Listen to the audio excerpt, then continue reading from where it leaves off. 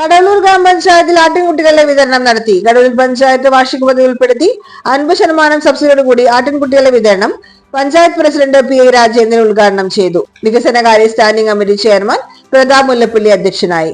മൃഗസംരക്ഷണ മേഖലയിൽ പുതിയ കർഷകരെ കണ്ടെത്തുന്നതിന്റെ ഭാഗമായി സാമ്പത്തികമായി പിന്നോക്കം നിൽക്കുന്ന കുടുംബങ്ങളുടെ ഉന്നമനത്തിന് വേണ്ടി 50% സബ്സിഡിയോടുകൂടി ആട്ടിൻകുട്ടി വിതരണം ചെയ്തത്. ഗ്രാമപഞ്ചായത്ത് അംഗം Hakeem Pallikkulam, veterinary doctor David, veterinary hospital ജീവനക്കാർ തുടങ്ങിയവർ പങ്കെടുത്തു.